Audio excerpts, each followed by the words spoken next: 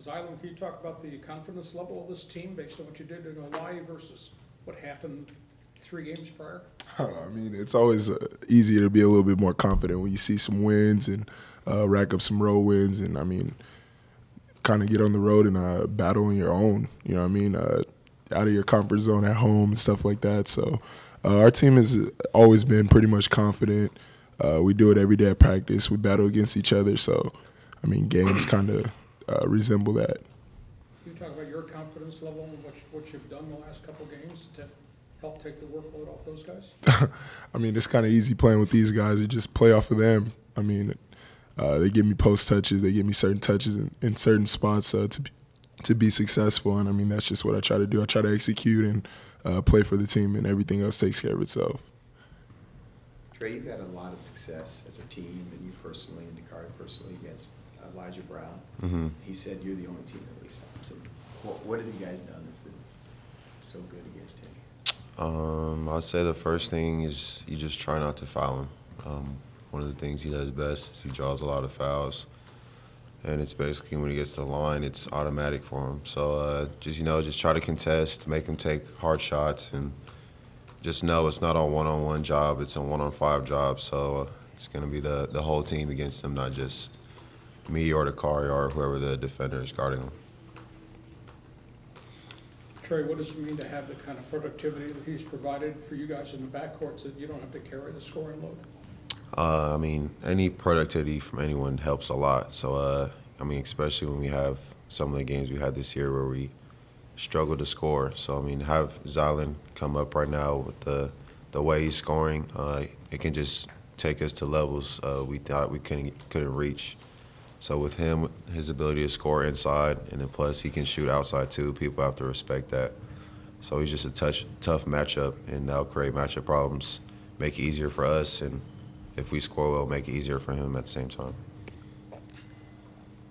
For both of you guys, how are you guys approaching this season? You know, last year in this situation, you guys were 7-6, and you felt like, well, if we win the conference, we win convincingly, we'll get in the NCAA tournament, no matter what happens. That didn't happen. Controversial, but it didn't happen.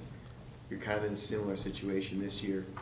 Are you approaching it the same way, or do you guys feel like you just got to win the conference tournament? I mean, our approach has always been one game at a time, and I mean that's our biggest priority is New Mexico, and what happens after that happens after that. But I mean, as of now, that's pretty much all we're focusing on is one game, and we're going to try to keep that mentality going through our conference and see if we can rack up some wins, and whatever the turnout is, that's what it is. Trey? Yeah, what Z said, just one game at a time. We can't look too far ahead and try to think about every game as this could be our chance to make it to the tournament, because that puts too much pressure. If we just go out, execute the way we're supposed to, follow the game plan, starting with New Mexico, then everything should take care of itself. I know a lot was written and said after the 3 non-conference losses that you kind of put yourself into a corner, but isn't the reality just roll towards the tournament and win the Mountain West tournament and get the bid regardless? I mean, we're pretty much no experts when it comes to that. I mean, like I said, we're just kind of taking it one game at a time, focusing on ourselves, getting better every day at practice, and executing. I mean, what we have to worry about and stuff like that. So. To look so far ahead, I mean, to tournament time and Mountain West Conference tournament and stuff like that is not ideal for us. That's how we drop some games when we start looking ahead or looking past certain opponents, and we're not taking that approach this year. We're trying to take it one game at a time. Yeah, I mean, any team, no matter if you're the #1 team in the country or a team that needs your conference tournament to make it to the tournament. I mean, the goal is to always win your conference first, the regular season, and then win the conference tournament as well. So, I mean, that's our goal right now. We don't look at it as we have to win that tournament to make it to the tournament. It's just that's always been our season goal throughout the games I've played in is, win the conference, then try to win the conference tournament. And we haven't done that in a while, so that gives us enough motivation by itself. How is this team different from 2 weeks ago?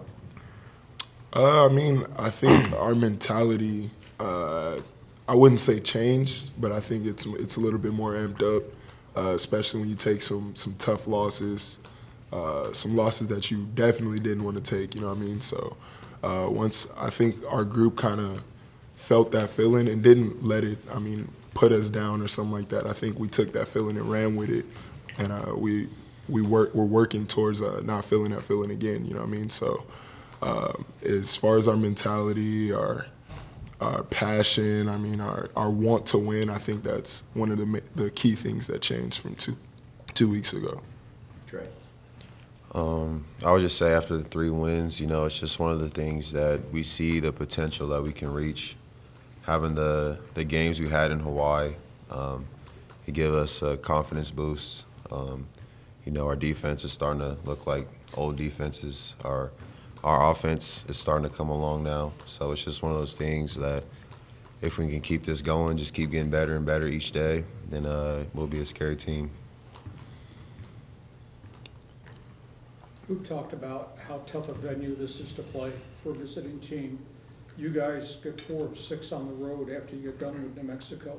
What's the toughest venue on the road for you guys in the conference? And is it crowd? Is it altitude? What makes it a tough venue, both of you?